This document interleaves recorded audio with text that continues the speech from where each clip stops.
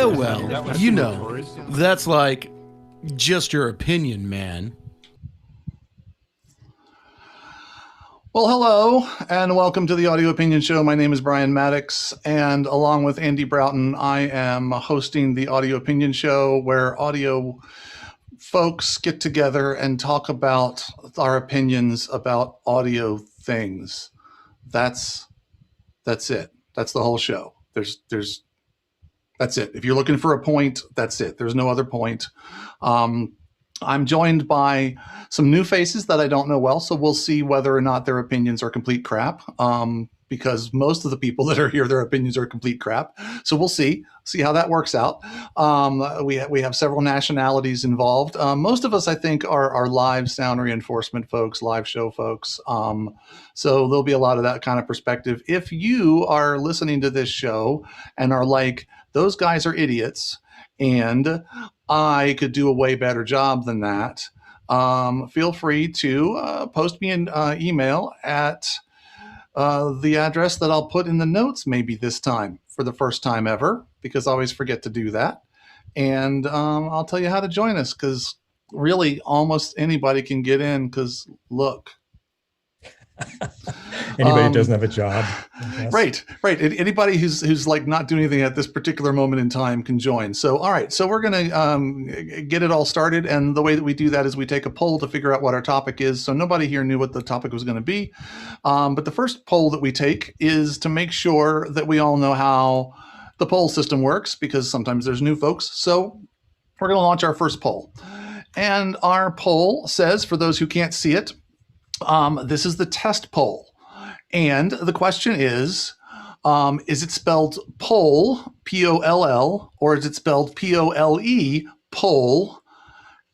These are the only two options. You can select P-O-L-E or you can select P-O-L-L. However, you can make a multiple choice answer. I have made that as an option. So multiple choice is a possibility if you want to go multiple choice. So given the fact that we can have multiple choices, we have 10 people out of 8 that have already answered, and that's what I was looking for. I will end this POHL and we will share the results. And apparently most of us seem to think that poll is contextual and therefore should be spelled P-O-L-L. And I guess that makes sense. So thank you, everybody. You have figured out how to use a poll.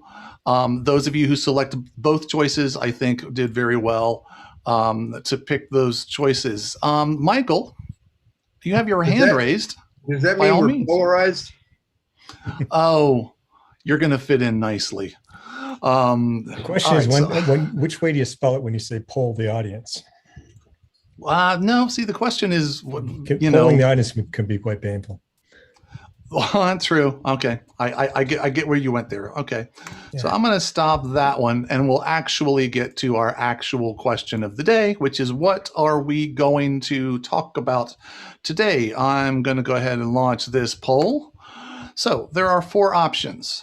What's our topic for the day? The first option is, what do you think, and you can't see it all on here, I don't think, because I didn't make it big enough. But anyway, what is the most important investment in an audio system? The key word is investment, not necessarily what makes it sound best or what's the most important investment.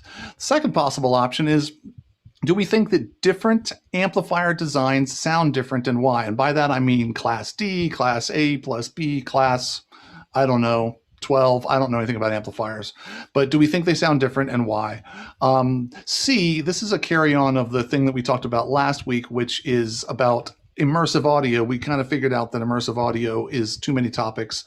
So how do we feel about live immersive audio, specifically live immersive audio systems, the ones that have gajillions of speakers over your head that like sound like different things? And last but not leastly, what do we think makes a digital console sound a certain way? Literally the digital part of the console. Why do certain digital consoles sound different than other digital consoles, aside from mic pre's and all the other nonsense? So let's see, how many folks have we got? I'm not voting because I don't have a machine that will let me. So we've got only at 7 out of 11, 10. So there should be a couple more yet still. Yep. So vote early, vote often. And we are counting down to the end of the poll. 9, and I 10. think, okay, I think we got it. I can't vote, so that must be it. All right, so here we go. I'm ending the poll and I'm sharing the results. And I'm kind of glad for this because I came up with this topic today. The topic that we're going to talk about is, what do we think is the most important investment in an audio system? And specifically, I think because a lot of us are live, if not all of us are live. Did I share that? I hope I did. Anyway, Yes. Our live audio folks. It's easy to get caught up on what do we think is the most important thing to make it sound good or whatever. But what do we think is the best investment? So I framed the question like this, but feel free to rabbit trail however you want, which is, if you were starting from scratch, you had absolutely nothing and you had a bank account and you were going to buy an entire system to like do audio as a business, and you had to figure out, where am I going to allot my investment the best? What do you think is the most important thing? Joe, can I throw this to you first, only because I know you have some specific experience in this area to think about it, and then we can go from there, because I'm not sure what my answer is. You mean as someone who recently, 10 years ago, started a sound company? And for instance, most importantly, cabling. Like, everyone overlooks it. Everyone doesn't think about it until it's too late. And then suddenly you're like, crappy cable doesn't go a long way. Nice cable lasts a lot longer, except for when people steal it. But bad copper is gonna give you a bad time. Bad fiber is gonna give you a bad time. It's totally worth the money. Followed closely by that, road cases, good road cases. I had my first speakers were terrible JBL powered speakers in road cases that were probably 2 to 3 times more expensive than the speakers were. But those road cases lasted me into new speakers when I upgraded to new speakers, and also sold at a decent amount of money when I sold them because I didn't have a need for them anymore. So good copper, good road cases. You can You get think better those things speakers have made later. you money? Those two things have made you money in some way? Directly or indirectly? Made me money in terms of not having to constantly replace cabling, and they've saved me tons of labor hours on site and in my shop, not having to repair things that didn't need to be repaired because they were built correctly the first time or protected. Every time I've dealt with someone who is literally just rolling an arc onto a truck without even the cover on it, it gets a forklift spear through it, and then I end up soldering connector plates on the on-show site trying to make it all work correctly. It makes sense to spend the money up front and take care of your investment. Yeah, I agree totally with Joe's two choices, but I would also say good labor. Have you invest in your employees, and maybe they won't push that arc onto the truck without the cover on it. Or if you just get lots of labor. I actually wanted to add in AC distribution system, because sometimes you see some crappy stuff out there, and it's the backbone of everything that you're using. It has to be solid, and it has to be correct, and it has to be certified if you can. And locking, less Edison connectors and things like that. Yeah. Real connectors. That was one of the things early on in my career. I started doing medical shows, and we would set up a little control room in the hospital and broadcast actual live procedures and things like that. And so it was the first time I'd spent much time in an operating room, with no people in it, but in an operating room or in a cardio cath is what we did a lot of. So those procedure rooms, and it killed me because there were all these absolutely critical for someone to stay alive systems in the room with a ratty extension cord kind of thrown willy-nilly across the room and jammed into the wall, suspended at that angle because they didn't quite reach, so everyone could trip. And I'm like I wouldn't plug a par can in with that cable. And you've got the heart lung machine plugged into the freaking into the wall. Like, oh, it'll be fine. What could possibly go wrong?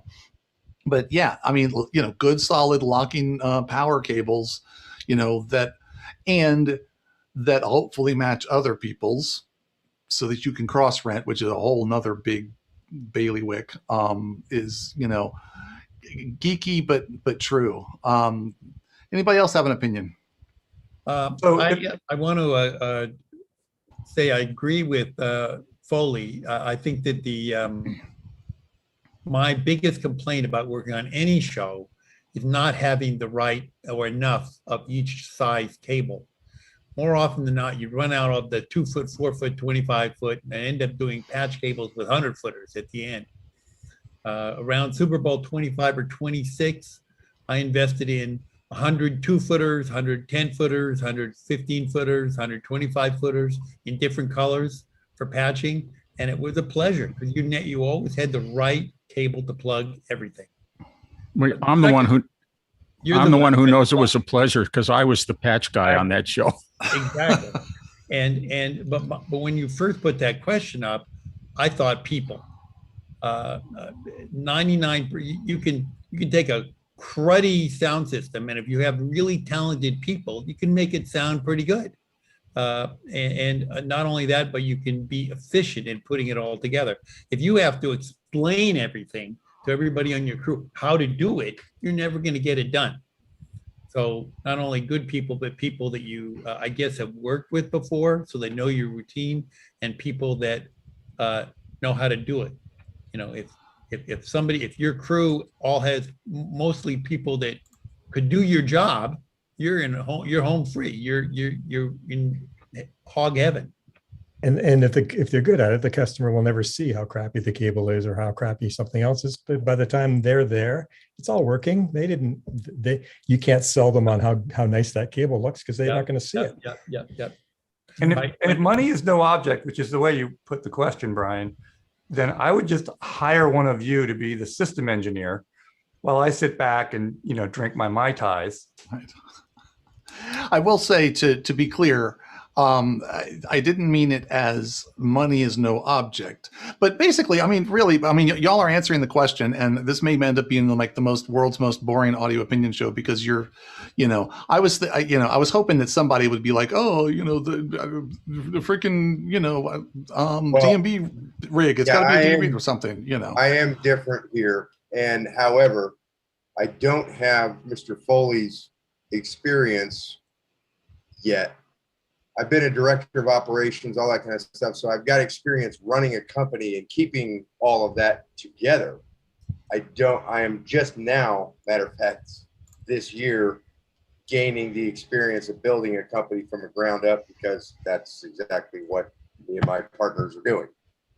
However, I have always thought that the number one most important investment, other than retaining your people, but to me that comes second, is the speakers, the boxes. Because if you've got a good solid product in your speaker boxes, everything else is ancillary. Everything else, is determined by the people that you've got running it and the rest of the gear that you put with it.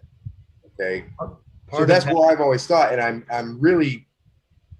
kind of happy and yet a little bit, I don't know, to hear, Mr. Foley's explanation here, because I do get that. I've been in that situation where, really, guys, you spent this on that, but you couldn't have a decent cable here. Well, what the hell were you thinking? Well, and I've also been on sites where someone went out and got, 16 gauge NL4 wire, and over 1,000-foot run, we're seeing enough drop on the signal that the speakers are barely pushing. Like, there's a reason why you want to use nicer cable, and I mean, at the end of the day, it doesn't matter that you've got a really nice D&B or L Acoustics or whatever brand rig on the other end of it if it doesn't work. It's all got to be of equivalent quality, right? If you got great speakers, amplifiers, our great electrician cabling, great power, brothers, it all has to go together. our electrician brothers have given us a wonderful chart as to what kind of resistance, what kind of drop you got at what distance on what cable. So if you're not smart enough to go look at that and go, oh, look, I'm going to run 300 foot and I need to push 50 amps with it, I've got to get a number 4 cable to make that work so that I've only got a 9% drop, then you're an idiot. I'm sorry. But that's also assuming that an engineer is the one speccing the cable and not an accountant. Well, and that points to exactly kind of the crux of the question and why I thought it was an interesting question, and it's turning into more interesting, which is good. But because there's also the two things, it's like short-term investment and long-term investment. I mean, short term, you need to have something, you need to have the main building blocks have to be of a high enough quality that you can sell a decent product. So, otherwise you'll get no business whatsoever. If you spend 75% of your startup budget on infrastructure and then buy a bunch of cheap plastic speakers because you have no money left and a couple of little Mackie mixers, you're not so there's a trade-off. And so that's where I think it becomes interesting. It's not even so much like the actual dollar figures, but it's just what is it that you're focusing on? And I do believe that the infrastructure stuff is what pays off in the long run.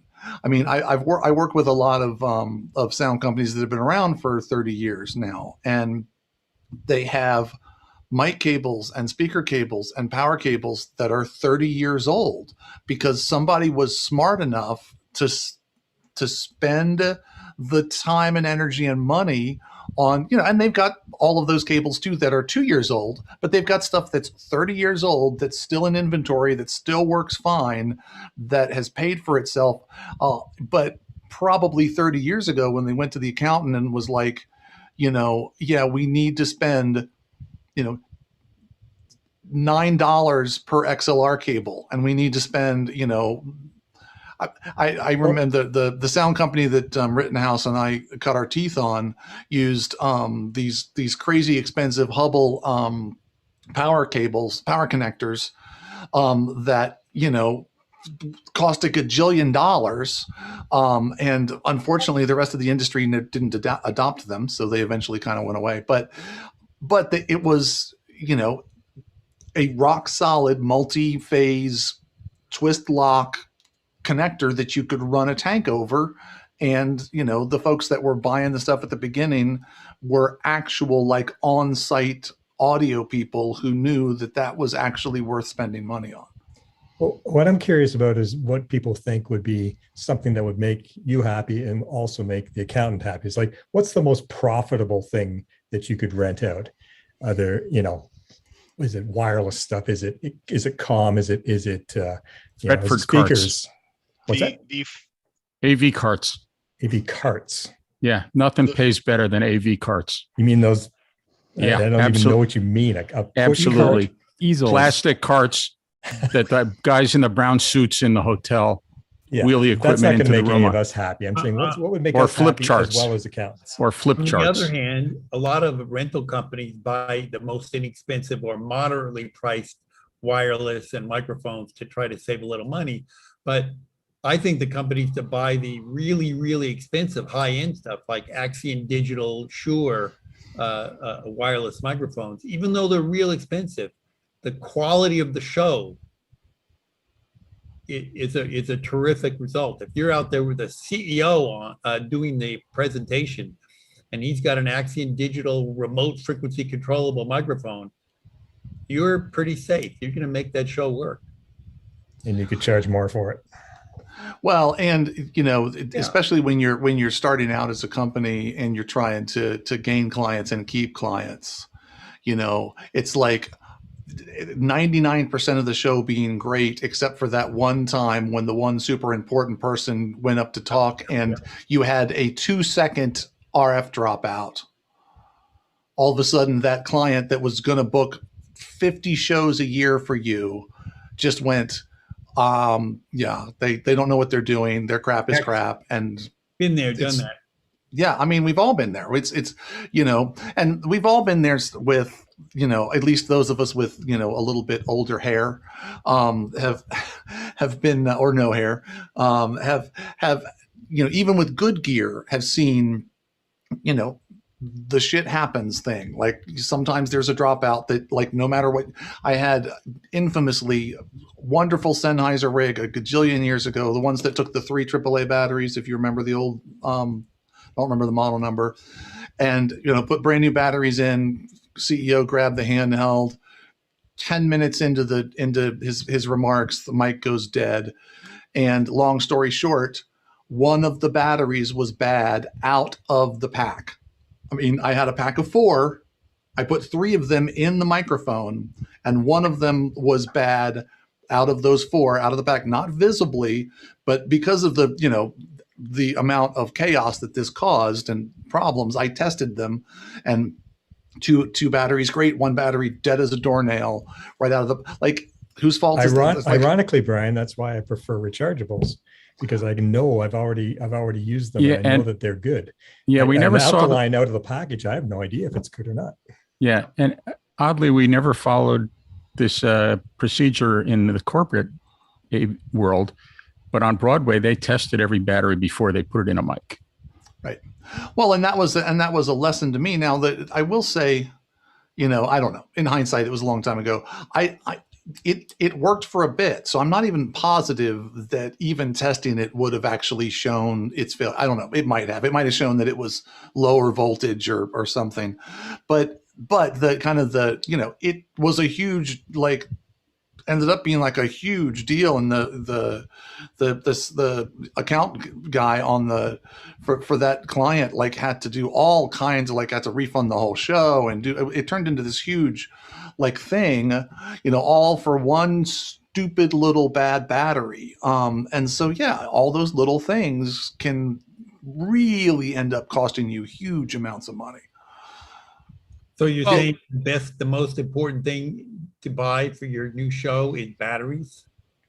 I will say, I will say, and I going to Andy Broughton's point, the new rechargeable battery systems that all the RF guys, all the RF companies are going systems to are brilliant. It's and when you look at the price, when you look at the price tag, it's like somebody's knifing you in the heart. It's like $100 a battery. Yeah, but the charging systems and the like, if you're just getting into it and you realize that, like, the battery system is going to add another 50-80% to the cost of your whole system, it's painful. Like but that being said, yes, it's absolutely worth every penny, because it's interactive. Whether it's charged, exactly how much charge it has. It's giving you how many hours it has left, how many minutes. Like, they're accurate. The light, like, all of that stuff, and all that money that you spent on them, you make back in not having. I haven't had a, knock on wood, a battery-based mic failure. Well, I haven't had battery-based mic failure in a long, long time, but that's because I would feed. Go through just giant piles of alkaline batteries, use them 20% of them, and throw them away. But since the rechargeable days, like, I haven't even gotten close to having a battery related issue, because it's a completely solvable problem. Have you ever heard of a client trying to back charge? Had to go buy AA's. Well, have you ever heard of a client trying to back charge somebody because the guy went out there and handed him a different mic before the other one dropped? Yeah, there might be a little bit, you should have done something a little bit better than that, but they've never tried to back charge or kick you off the show. And some the corporate show, right? Yeah, and the corporate stuff I work on, where it's like, it's a Silicon Valley company and all that, they're a tech company. They get that. They get that you have hot backups. And I've done shows where it's funny. We used to do shows where if we had wireless, we'd always bury wired mics. And then I was doing a show a few years ago where we did that, even though, we had backup wireless mics, because we were on a campus where we think they were doing RF testing and we didn't want to get hit. And I had a nice Axion system. I was the A2 on that. We still buried those mics. We didn't have to use them, but we buried them. But I think the point is like, if your client sees you recover really quickly, this corporate stuff, if they see you recover really quickly, there's less chance they're going to yell at you and you're going to lose them as a client, because they see that you actually covered your butt. Yeah. Well, that goes back to what I know Pete and Foley were talking about, which is simply good crew. A good crew not only can get, make a bad system sound good and everything else, I mean, all the way through the crew, but that's your client interface. So a good crew, a good client interface is going to save you a gig just like anything else. I honestly think to answer this question, your crew is your most valuable investment at any point in time. And they're going to think ahead with these redundant things that you're talking about. They're the ones that are going to go, I know that there's going to be a chance there's going to be a problem with this thing. So I'm going to make sure I have another one just in case, ready to go. People that don't know what they're doing aren't going to do that. I do have to say, I had an A2 who was right on the ball, chased the person right out, handed them the mic before they even went on, like said their first word, and the producer still wanted me to throw them under the bus, saying that they had somehow screwed up. It's like that A2 was watching his meters, saw the mic drop out as the guy walked out on stage and went running with the backup. And I'm like, I'm not throwing that guy under the bus. He did exactly what we're paying him to do. And that was with him checking batteries beforehand. And then the other side, I say, talking about how expensive those batteries are, $100 a battery for the Shure batteries or whoever's batteries. At 50 cents a single AA, that's only 100 mic usages. Oh yeah. Oh, they definitely pay for themselves quickly. It's just one of those things where on the front end, when you're looking at what's already a pretty expensive purchase of RF gear, when it's like, it's going to be $1,500 a channel or whatever for Axion or whatever the price tag is, for a transmitter and receiver. Oh, okay.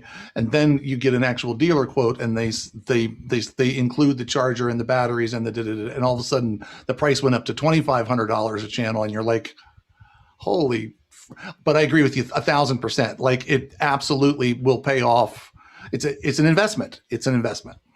It also saves time, because I love the Shure rack systems where you put the battery in, it shows you how much time is on it, or all that. It gives you all the readout that you need, and it's just like you take one look at it, good, you can move on to your next job. I will also say the thing that gets me is when certain manufacturers change battery styles mid-product lines, like my ULXD and PSM 1000s that all use the same battery, and then my Axion Digital that all use different batteries. And now I have 3 different kinds of batteries for 3 different kinds of transmitters. But consider this. So back to the overall question and the big picture. And I think there's different intents. So we have new vendors, we have old vendors, we have new people, we have older people in the industry. But when you really look down on it, there are vendors out there that have some of the oldest PA systems but very capable crew, who I can think of 2, one on the East Coast, one on the West Coast, we won't use names, who are using these PA systems on the biggest shows in North America, and they have great results. And they use PA systems that people joke about, and they have great results. And it's the operator. It's the operators and the way they're, repaired and QC'd. But system engineer, the A2, the monitor guy, everything, all the way through. So back to Michael's thing about PA, they made a choice 30 years ago to buy a PA system that most make fun of, but has lasted the ages for their types of shows. Now, all of them have updated their control packages, because that is one of the most important things in the aspect. However, maybe not the best investment, but it gets paid off quicker. So RF turns around every 5 or 6 years. is that a good investment or not? I guess it depends how you're renting it, you know, for gear stuff. But, you know, from my experience and observations of various places and things, it doesn't really matter. We've all seen small companies buy the latest and greatest with a bunch of people that don't know what they're doing. I mean, there was one company that was started with a lot of high level people in the touring industry.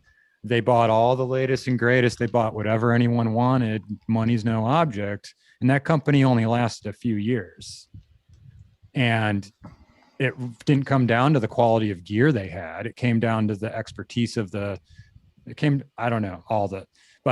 you know, they weren't using a lot of like the higher end techs. And so there were, you know, millions of dollars of gear, and like things stopped working during shows.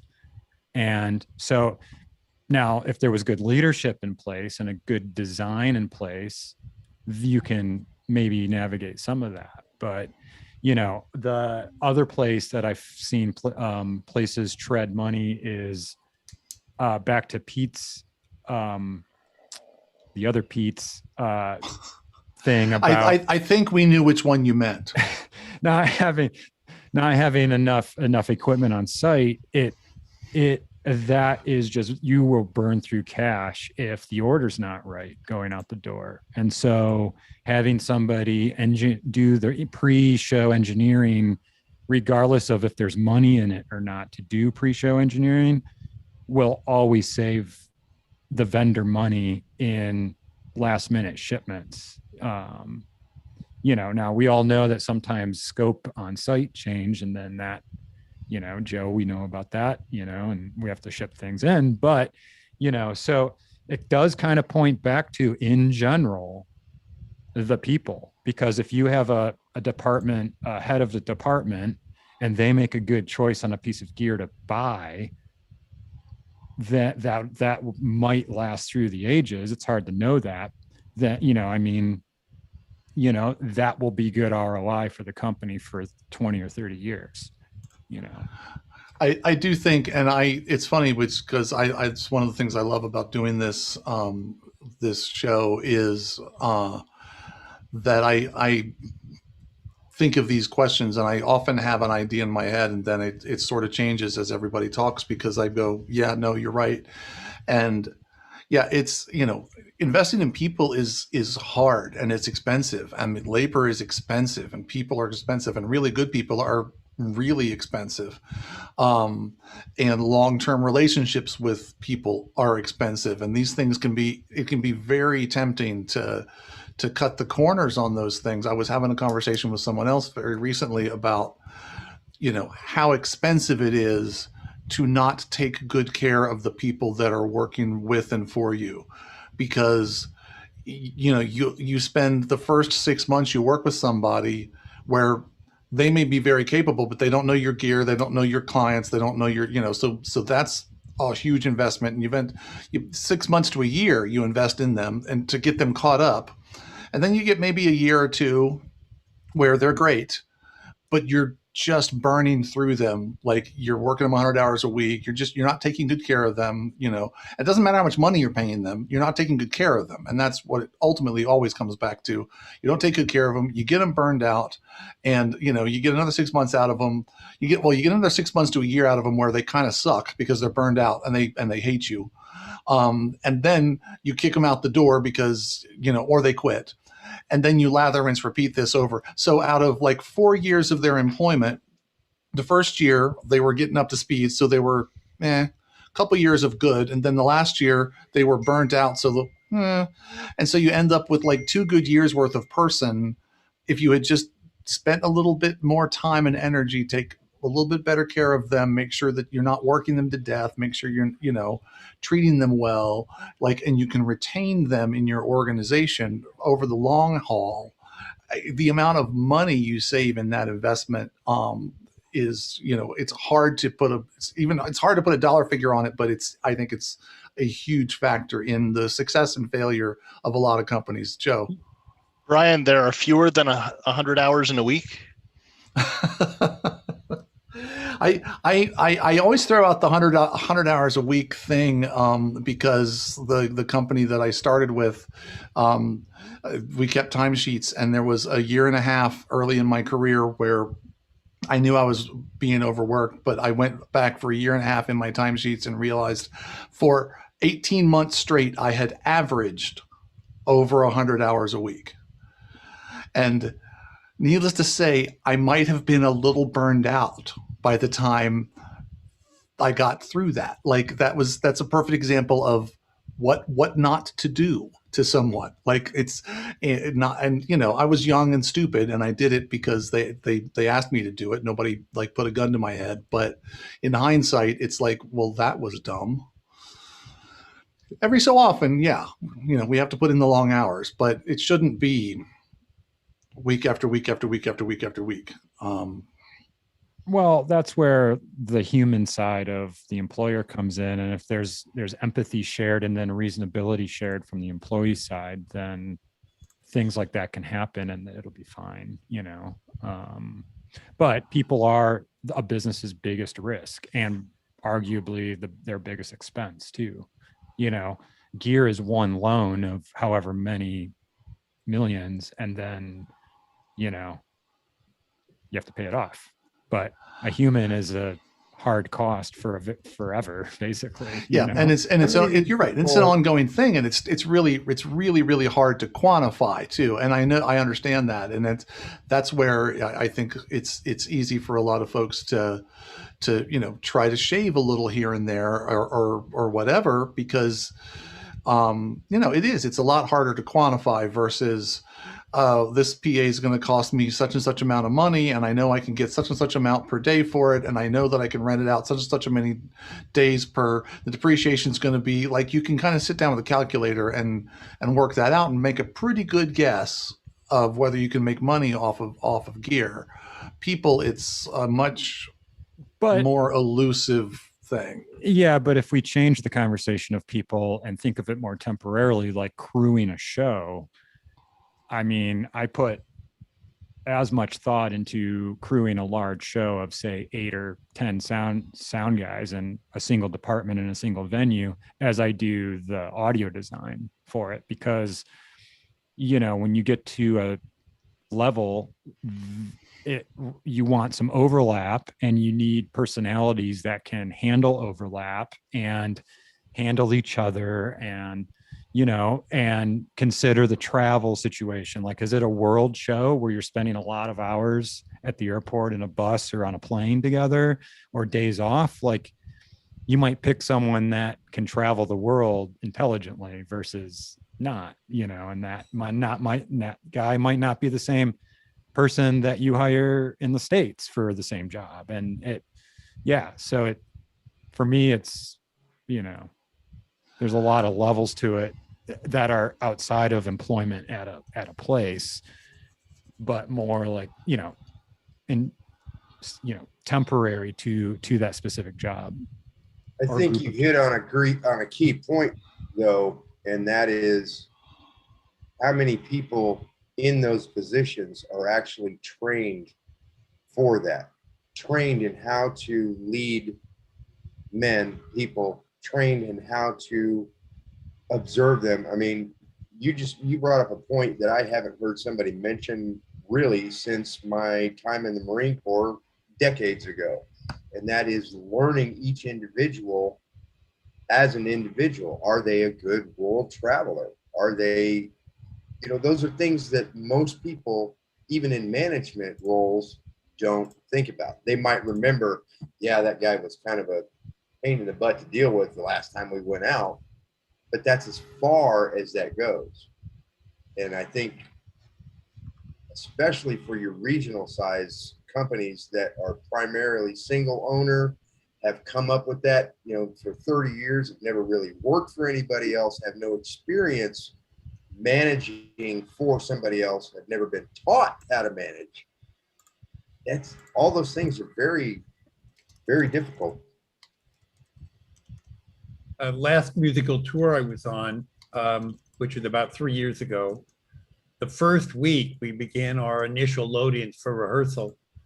And inside of a week, one person on the crew was immediately sent home.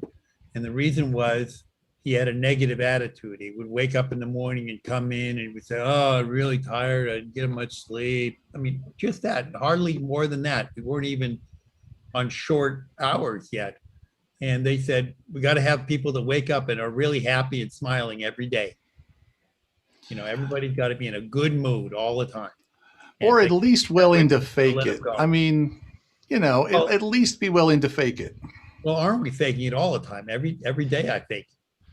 So I it's all hate- about I the hate when- feed. The world's a stage, and the men and women are merely players. Exactly. So for the record, this is Peter faking being happy. Oh, This is that version of happy. So we can only imagine what's actually going on inside. You don't want to know. But to that point, like training your crews to walk in the door and have a good attitude and work to be productive with your local crew, especially. And that's one of the things that I find people struggle with is they walk into perhaps a union situation. I am a union member. I appreciate that there are people who have other feelings about unions, but you walk into a union situation and you try to put yourself on the table, if you will, and go, I'm the boss. And sometimes that comes right back at you tenfold and does not go well. How many times have you walked in and talked to the technician there and they just start bitching about the company they work for, how much they hate them. And these guys are more overworked. I mean, I hate this. It's like, why is this guy still working? Like, why does the boss not know that this guy hates you? Get rid of him now. Don't care how good he is. Just he's got to, or he or she's got to go. It's just so bad. And I see it all the time. And on the flip side, I deal with some of my union brethren with whom I go, hey, you realize that when you first thing out of your mouth to the new road crew that came into the theater is, oh yeah, the last guy sucked so much. They were so awful. Do you know what that makes me think you're going to say about me when I leave? So bad. Michael, get your hand up. I get and agree with a lot of what you just said, but I disagree that you have to train them. If they don't come in with a willing attitude to do the job and are happy to be there doing the job, I don't need them. Well, 100%. I really don't need them. Yeah, and the negative guys are going to show their head like that, and I am going to either not hire them the next time or go, look, dude, I can't have that on the site. You got to go. Well, if the personality is okay, you do want to have people on the same page. Like if you have a bunch of people that are going to do a job, you don't want everybody doing things in their own way. You want to have some consistency as to this is how we're going to patch stuff. This is how we're going to do the show. This is how we're going to set up things. Yeah. So that as people move around, you kind of get into a flow and you just work together and you don't have to keep asking everybody, what are you going to do next? How are you going to do this? What's going to happen now? Because it just makes for a way more harmonious group. So you want to have somebody at the top go, okay, here's how we're doing things. We're going to do this and this and this. And here's how we load a truck. Here's how we do it. Here's how we do this and that and the other thing, so that everybody's kind of on the same page. Yeah, it absolutely starts with whoever the leader is, either on the job site or, in the shop. It starts right there, and you're setting the tone for the rest of the day, the rest of the week, the rest of the crew. It all comes from the top down. If the boss is allowing bad shit to happen, then it should definitely be set. The standard should be set at the top. And that's the crux of the conversation, because we're all talking like we're the bosses. But I mean, we've all been in situations where the guy that's in your department who's the problem is also like the reason why everyone's there, because the boss loves them. Right. Whoever the boss is, it might be the lead singer, it might be the producer of a corporate show, it might be a tech, whatever, whoever the boss is. So you may not have control over that one negative Nancy, let's call them, right? And so then it's, how do you handle that as on the interpersonal level, or address it? And so, there's different ways. Some people address it better than others, but also back to the the comment with, people showing up happy and fake it if, whatever. It's also very important as a crew chief or boss or who the leader or whoever to make sure that people know, like, hey, I want good attitudes out of people, but if there's a problem, pull me aside privately and let's nip it in the bud. Because in my experience, the most important factor that goes towards that or that affects people's attitude is mismatched expectations. And most of the time, like a half-hour conversation or whatever can like clear those up or make some things known for one party or the other to adjust. So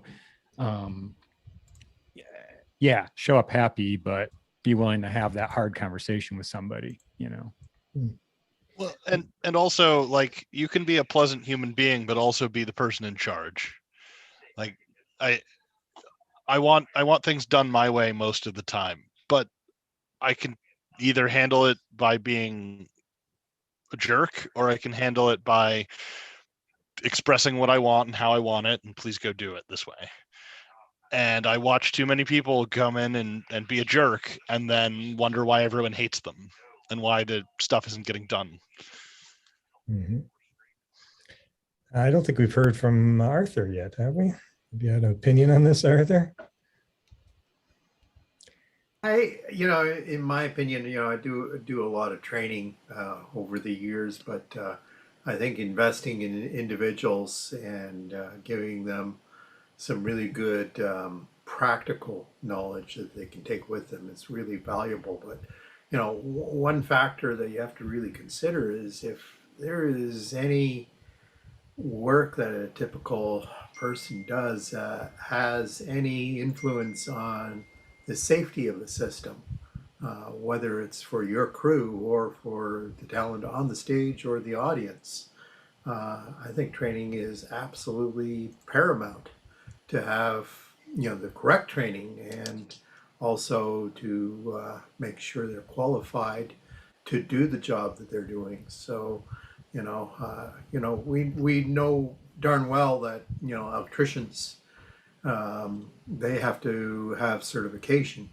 And I think at the same time, for some of the jobs that we do, we need some kind of a certification as well, just because of the safety aspect. But I think that's pretty important. But I have to wonder, now that we're kind of on the precipice of getting back into the usual swing of things, or at least hopefully we are due to the pandemic, has the pandemic changed your way of thinking here in terms of what is really important? In terms of, has there been any change in perspective now that we have had this year of absolutely nothing going on event-wise? I'm wondering if maybe one of the more important things is to have a solid business plan in place that would protect you from going totally belly up due to a lockdown. And I can tell you that, this may be a once in a lifetime event, but that's what they always say. What's going to happen if in a couple of years' time we have the same thing happen again? I can tell you, 20 years ago, we had the SARS crisis. And at that point in time, I was working in Asia. And, here I was faced with 6 months of fallow time that quite literally I couldn't go to the project site to work because, everything was in a lockdown there. We didn't have a lockdown here in North America, but in Asia they did. And, I was in the midst of a major project and it was hard times. I mean, I really had to diversify what I was doing and find other avenues of income. But here we were faced with a major problem here where pretty much everything shut down worldwide. And, we know there are many companies that have already folded and sold off all their inventory and their assets. and are gone. And I know here in Toronto, Westbury, they were world renowned for the work they did in live sound and events and things like that. They're gone, no longer there. And there are a couple other good friends have gone belly up as well. And sometimes I wonder if maybe it's not something so apparent, but having a good solid financial foundation to be able to get through the lean times, I think it's going to happen again sometime soon. Maybe 5 years from now, 20 years from now, who knows? But we've got to be prepared for that. I think that's sorry, Joe. I think that's maybe one of the wiser things that's been said tonight, because you have to invest in your own longevity. This whole pandemic thing, it caught everybody by surprise, and we can talk about why it shouldn't have. But anyway, and what's interesting is just, some of it was luck of the draw, like who happened to be at a point in their business development where they were heavily leveraged and could not sustain for a year without any income, versus who just happened to be at a particular point in their business development where they weren't. Like, we just made a huge investment 4 years ago, and so we're paying that off. And so we haven't made a huge investment right now, and now we can weather the storm. And, maybe the bigger question is, as part of investing in, sound as a business, and this could go, frankly, to even people like me. My business is me. My investment is me. There's not a whole lot more to it than that. But I still have to make an investment in making sure that I can eat for a significant period of time, even if all the work evaporates. So yes, I can invest in having a CL5, which you can't see, but it's here. And maybe that's, a smart business. But I need to make sure I'm not doing that and draining my entire bank account just in case the second after, 3 minutes after I bought the CL5, all work dries up for a year and a half. That's a really, really astute observation. Sorry, Joe, go ahead. I was just going to say, not to be the downer here towards the end of the hour, but that's your role. They're saying that this COVID lockdown was nothing, that the next one is going to be way worse, and that we've been setting ourselves up for an even bigger pandemic than this. I mean, looking at how SARS and H1N1 were relatively small, and this one got a bit bigger, and that we're actually looking at a much bigger pandemic coming up here in the next however many years. Like, I'm not saying it's tomorrow, but 50 years, maybe it's less than that. Can I get a couple tours in, please, before it starts again? I just got to get back on the road. I was at a virtual production a few weeks ago, and somebody mentioned it's good that we're doing this, because we're going to have to know how to do this the next time this is happening, because now we've figured out how to do our shows virtually. And actually we're coming up on an hour, and we usually try to keep these things reasonably around an hour-ish. So, but Clive has said almost nothing. The poor Clive guy has said almost nothing. I know that he has opinions. He has so much. Okay, I scared him off. Go ahead. I wanted to actually steer the topic slightly, because the word investment was mentioned, and I think in particular for new owners, and sometimes not so new owners, the management of their business, the management of their funds, handling the money is a big challenge, especially if your expertise is putting up systems and making them sound great and dealing with your staff. And the other part of the picture of investment is not just what you pay for your gear, but is also how much you charge to rent it out, and also how much you sell it for at the end of its usable period.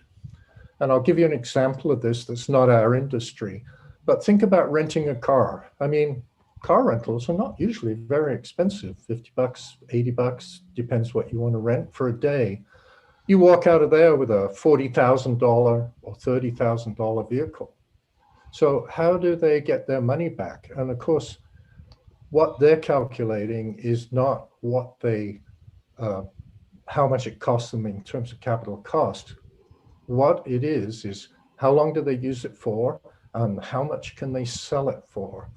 So what happens is when you start a rental company like this, if you're thinking ahead and you've got good financial management, you learn pretty quickly that you have to have a great way of selling your stuff when it's reached the end of usable life for you.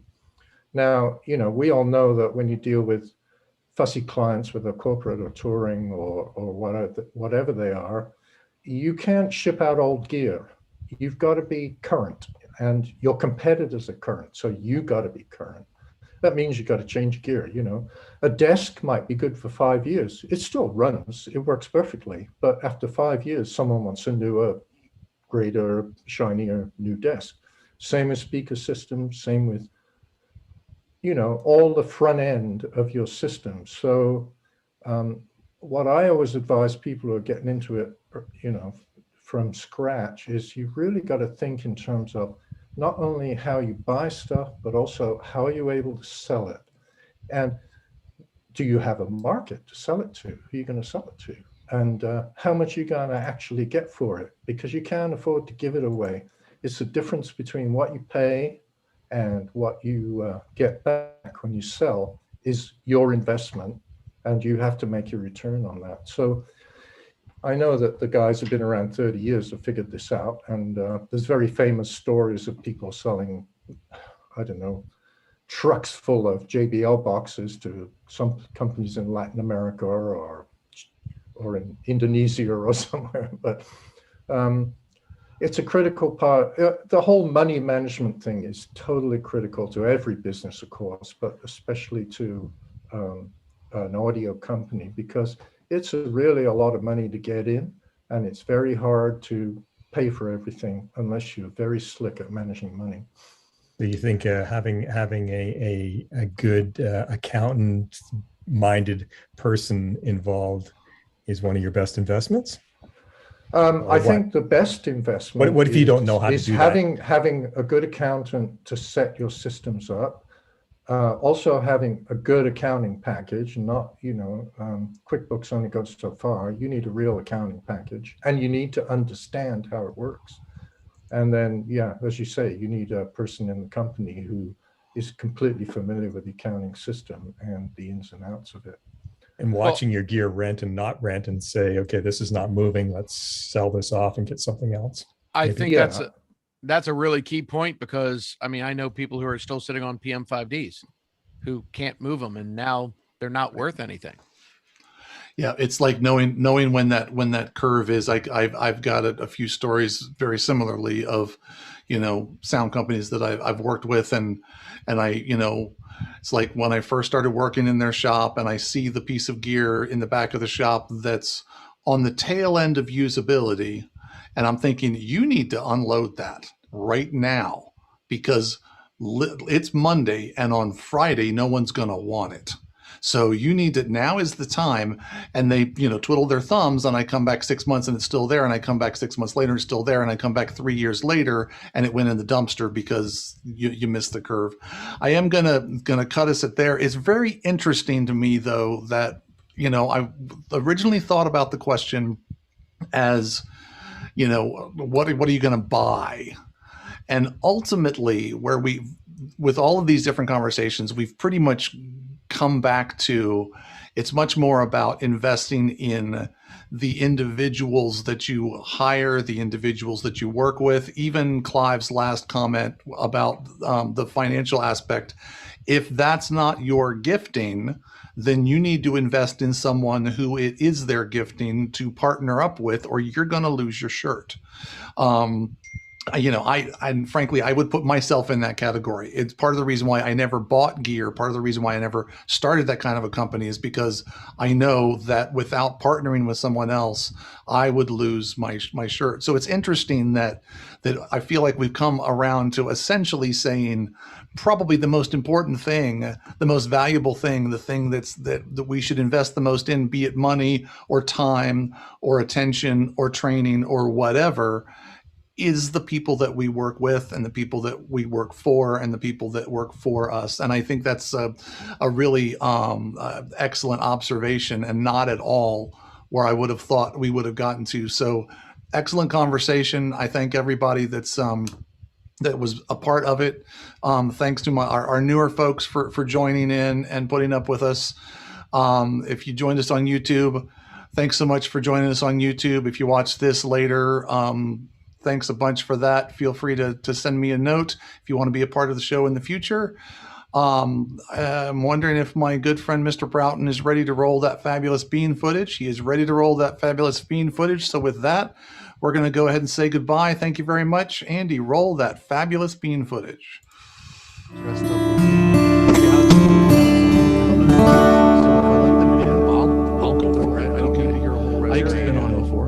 Bye-bye, boys. Have fun storming the castle. Think it'll work? It'll take a miracle. Bye-bye. Bye-bye.